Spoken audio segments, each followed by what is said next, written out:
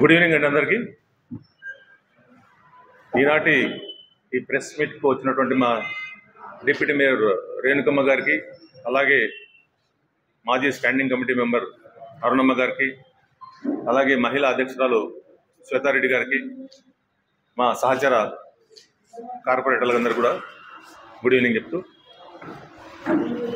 2 రోజుల కిందట మన ఒక ఇన్సిడెంట్ జరిగింది 1 టౌన్ ఏరియాలో 10వ వార్డులో. మా కార్పొరేటర్ యూనస్ బాషా 10వ వార్డు కార్పొరేటరు అలాగే స్టాండింగ్ కమిటీ మెంబర్ ఆయనకు అక్కడ లోకల్గా ఉన్న ఆధిపత్య పోరులో భాగంగా మహబూబ్ ఖాన్ అనే వ్యక్తి మా కార్పొరేటర్ సంబంధించిన ఆఫీసును ధ్వంసం చేశాడు. అందులో భాగంగా ఆ ఏరియాకు గౌరవనీయులు మా కర్నూలు జిల్లా అధ్యక్షులు ఎస్వి మోహన్ రెడ్డి గారు అక్కడికి వెళ్ళడం జరిగింది. మా డిప్యూటీ మేయరు, మా మేయర్ రామయ్య గారు, అలాగే యూనస్ బాషా గారు, మోహన్ రెడ్డి గారు అందరికీ వెళ్ళారు.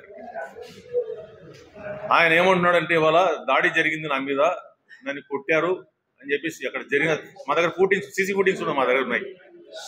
ఆయన మాట్లాడుతూ ఎస్వి మోహన్ రెడ్డి గారిని ఉద్దేశించి ఆయన మాట్లాడుతున్న ఒక వీడియోలో ఆయన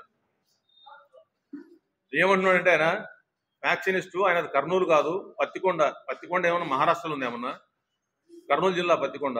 ఏం మాట్లాడుతున్నాడు ఆయన? మరి ధ్యాస ఉండే మాట్లాడుతున్నాడు, ధ్యాస లేకుండా మాట్లాడుతున్నాడు.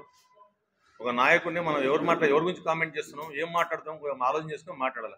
లోకల్ మీకుండే ఆధిపత్య పోరు, దాన్ని దృష్టి పెట్టుకొని అక్కడ గొడవ జరిగింది, దాన్ని మా కార్పొరేటర్కి అన్వయించేసి ఆయన ఇబ్బంది పెట్టిస్తున్నారు అక్కడ యూనస్ బాషాని. మోహన్ రెడ్డి గారు వ్యాక్సినేట్ ఏంటి? అయ్యో, మీరు ఆయనతో తిరిగారు కదా గతంలో. మోహన్ రెడ్డి గారితో మీరు తిరగలేదా? 2014-19 మీరు తిరగలేరా? ఆయనతో లేరా? మీరు ఆయన ద్వారా మీరు లబ్ధి పొందిలేరా? ఏం మాట్లాడుతున్నారు మీరు అసలు? మళ్ళీ పాదాభివందనం ఒకటి మధ్యలో, అదెందుకండి? అలా ఎలా మాట్లాడతారు మీరు? మహిళల్ని ఇన్వాల్వ్ చేస్తున్నారు. అక్కడ మహిళలే లేరు. అక్కడ సీసీ ఫుటేజ్ ఉంది మా దగ్గర.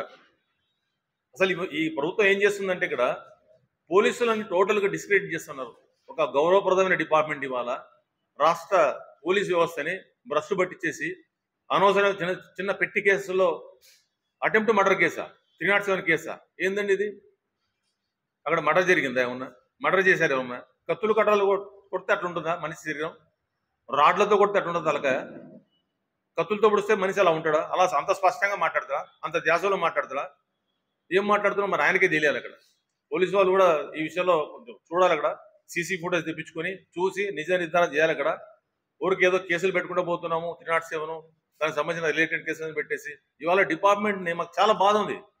ఏ డిపార్ట్మెంట్ అయితే స్వచ్ఛంగా క్లియర్గా పనిచేయాలో వాళ్ళతో పని చేయించుకోలేక రకరకాల కేసులు పెట్టేసి ఒక పోలీస్ డిపార్ట్మెంట్ ఉండాల్సిన ఇమేజ్ని మొత్తం డ్యామేజ్ చేసి పెడుతున్నది. ఇది మంచి ప్రభుత్వమా?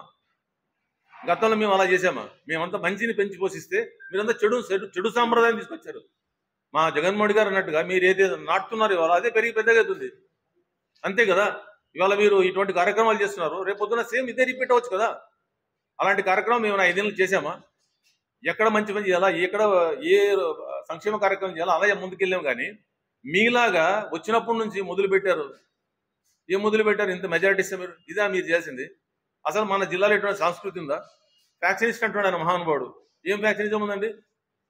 2000 సంవత్సరంలో బంద్ అయిపోయింది వ్యాక్సినిజం. కర్నూలు చాలా ప్రశాంతంగా ఉంది. ఇక మీలాంటి వాళ్ళు జత ఇప్పుడు మళ్ళీ కొత్త భాష మాట్లాడుతున్నారు. ఇక్కడ ఎస్వి మోహన్ రెడ్డి గారి గురించి అలా మాట్లాడడం ఏంటి? అసలు మీరు ఎంత రాజకీయ చరిత్ర ఉంది వాళ్ళకు? కర్నూలులో వ్యాక్సినేషన్ చేశారా? పత్తికొండ ఎక్కడ ఉంది? కర్నూలు జిల్లా కదా.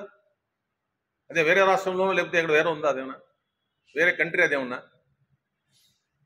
అంతా బయట నుంచి వచ్చిన వాళ్ళు కదా. ఇక్కడున్న నాయకులంతా బయట నుంచి వచ్చిన వాళ్ళు కదా. మేము బయట నుంచి వచ్చినానే.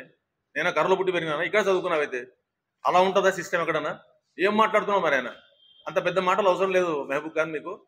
ఎందుకంటే మన స్థాయి మరిచి ఎవరు మాట్లాడినా తప్పవుతుంది ఇక్కడ.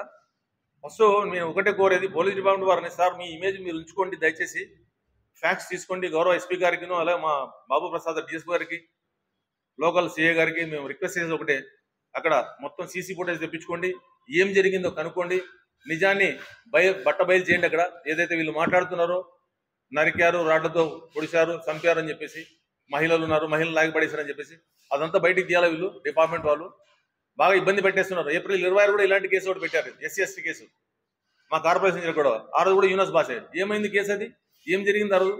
SC/ST కేసే లేదు అక్కడ. అలాంటిది ఒక టార్గెట్ చేసి వ్యక్తిని యూనస్ భాష మీద ఇబ్బంది పెడుతూ ఆయన్ని చాలా ఇబ్బంది పెట్టేస్తున్నారు ఇక్కడ. కాబట్టి ఇదంతా మానుకోవాలి. ఇది తప్పుడు సాంప్రదాయము, తప్పు చేస్తుంది ఈ ప్రభుత్వం. ఇది మంచి పద్ధతి కాదని తెలియజేసుకుంటూ థ్యాంక్ యూ.